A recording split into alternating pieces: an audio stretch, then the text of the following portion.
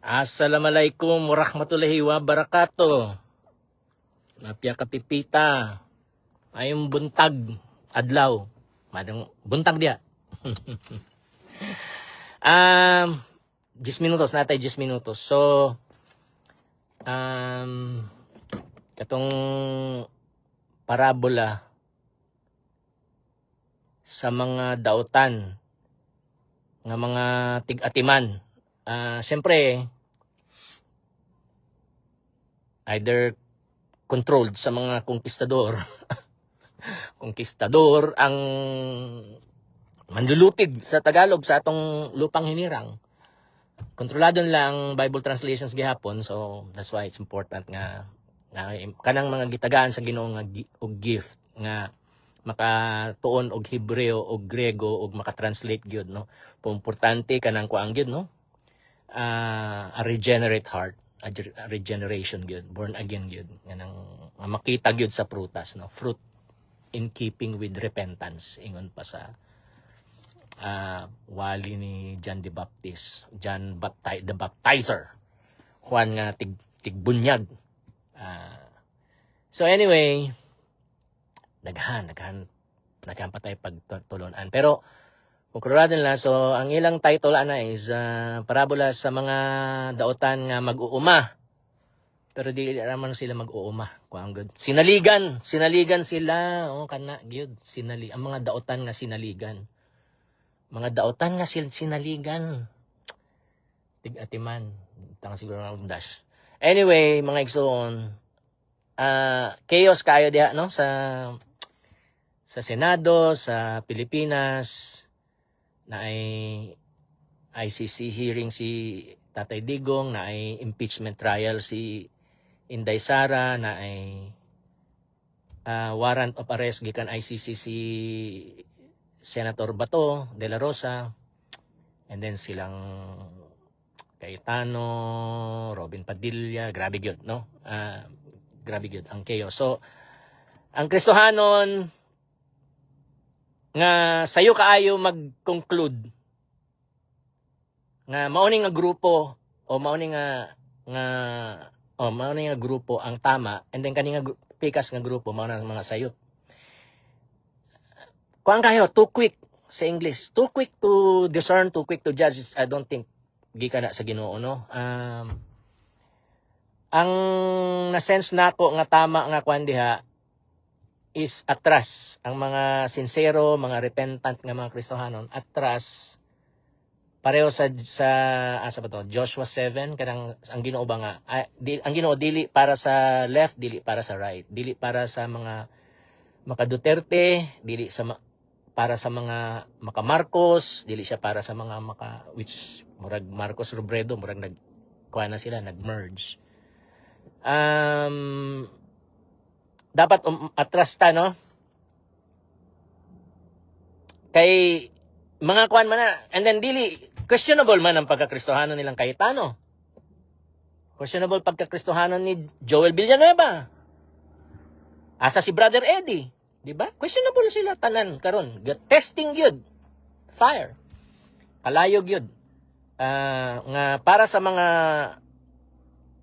dili regenerate o dili born again, o sa mga mini nga born again, good.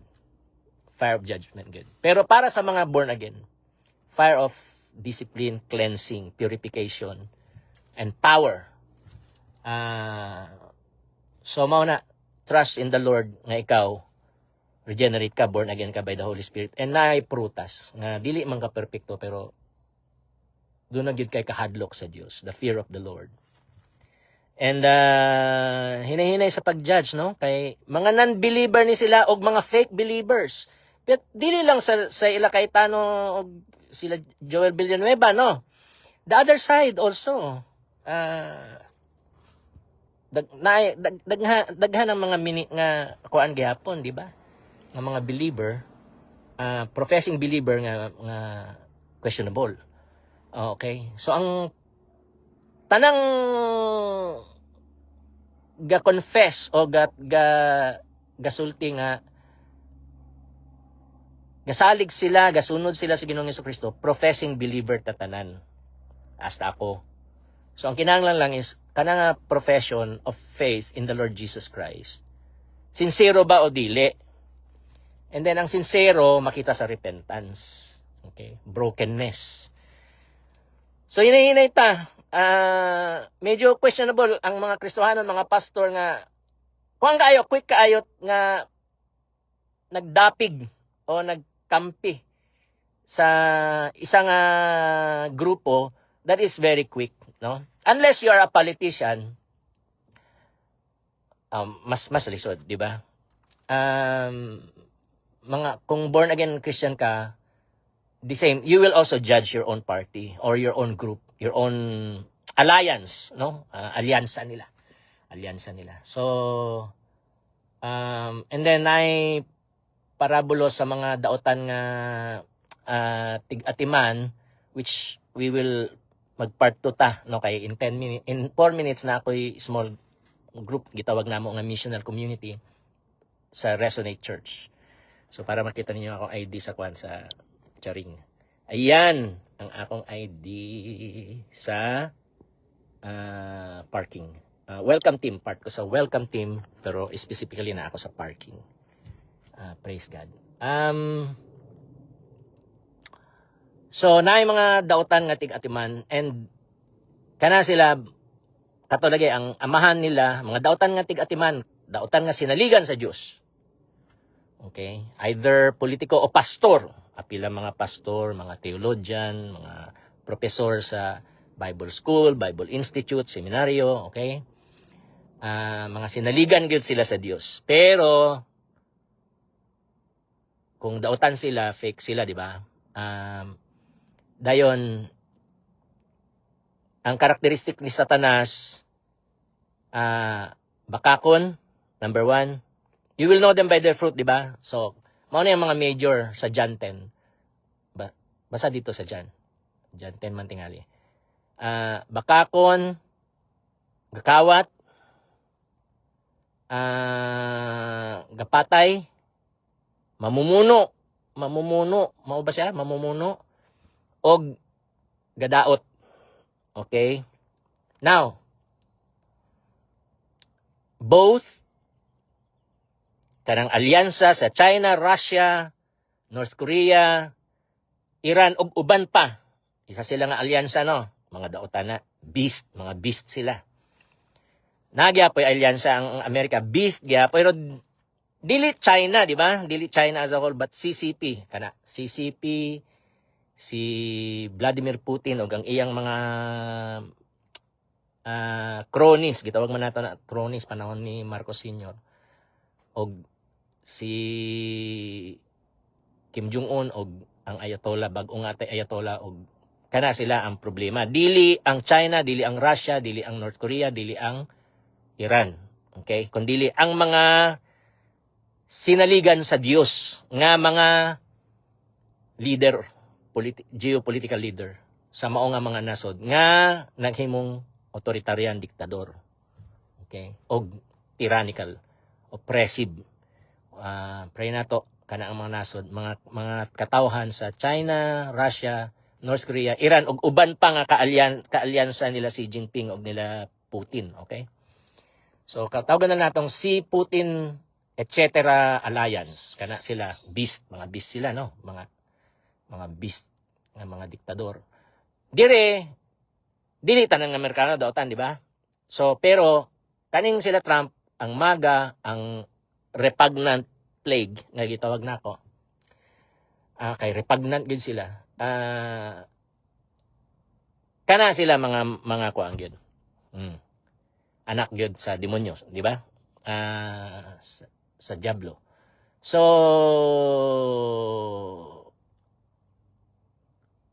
secretly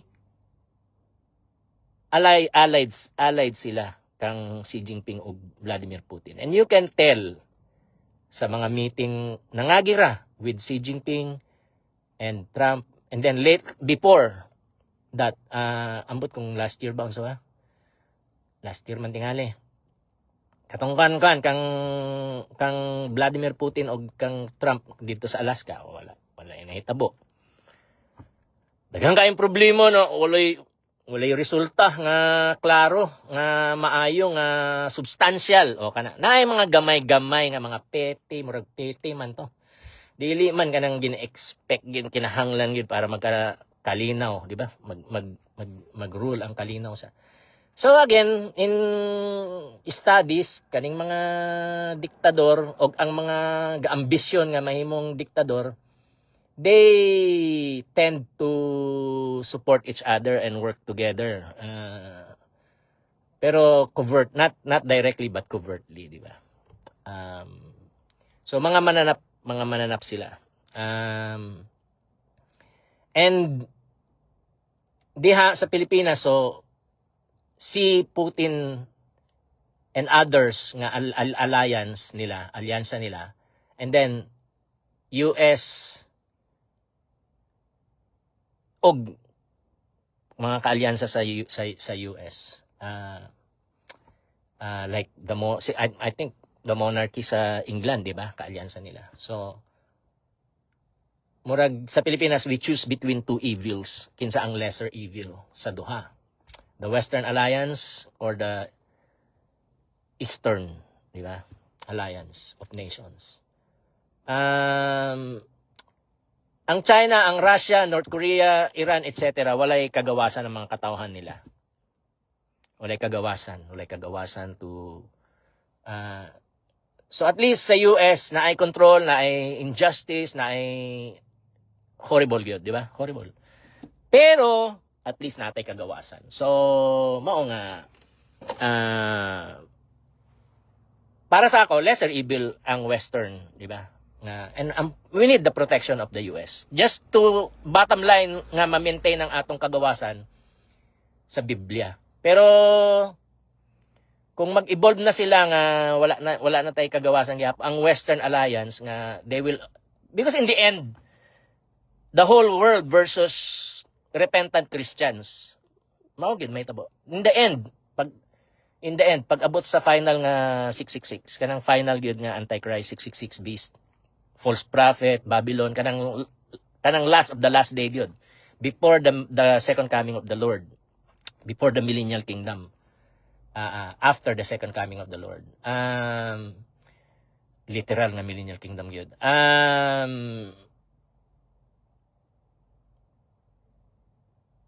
There will mahimong pang yun. The whole world will unite under the 666. The final 666. And then i-persecute sa final 666 ang mga repentant Christians. Ang repentant Christians gitawag na saints. Okay? So, mauna, repentant Christian, you are a saint.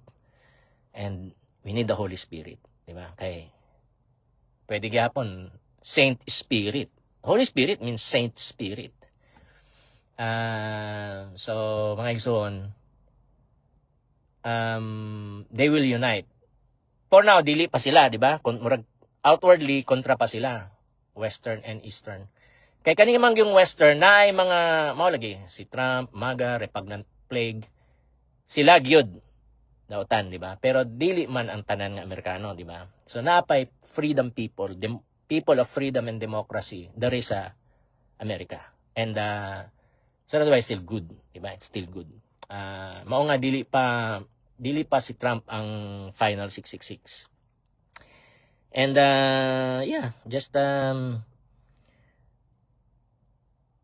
okay ta. But ang definitely good. We need to break the yoke og pray against, fast against, and do spiritual warfare against kaning mga diktador. Okay? Both sa Eastern Alliance ug Western Alliance, mga tyrannical dictators or nag-ambisyon nga mahimong ambisyon nga mahimong diktador. Pero very serious, very serious sila. And dangerous. Trump very dangerous, very dangerous. Tanawan na himo niyang kadaot sa Amerika, grabe. So watch out for that. That's bottom line, di ba? Definitely sa Pilipinas is no to Xi Jinping, to CCP. No to CCP. No CCP. Okay? And the Philippines will remain independent and free. Amen? From all nations. Pwede makig-alyansa, pwede makig-cooperate, pero ang cooperation nato is not kanang kanang persecuting, di ba? Ga-persecute sa mga Christians. Dili. Okay? Sila Trump, gamit nila ang mga Christian. They are using the Christians for their dictatorial agenda. Dictatorial setup agenda. Pero mabot ang panahon, maybe sila or other groups will rise, pero I think they will continue to use Christianity for their own. Pero mas mahimo silang sinister, no? Meaning mas mahimo silang kanang maro, no? Nga dili ma-detect and then ma-deceive gyud, the whole world will be deceived by the 666, okay? The final 666. So pero karon you will be able to discern, mga igsoon. Just fast and pray, meditate on God's word, don't be quick to conclude. So you will know it sa imong kalag, you will be able to discern. A spirit of the spiritual gift of discernment, very important. The spiritual gift of word of knowledge, word of wisdom, prophecy, pero dapat pure, no? So fasting and prayer, meditation on God's word, also communion with God, communion with the saints, communion with fellow repentant Christians, okay? And you will know kay humble humility, no? Nili ka nang ang isa na ay tubag, ang isa na ay conclusion, di ba? But really seeking the Lord together in unsa ni. Definitely, Ephesians chapter 6, we wrestle not against flesh and blood, but against powers and principalities. And Jesus died on the cross to pay for sins, to defeat death, and to disarm powers and principalities. Okay? I'll be back. I love you all. Adto na ko sa akong member rako dili ko leader, but I have to go. Alright, I love you all. Later unya na pod, okay? Mag part 2 ta. Bye. Love you.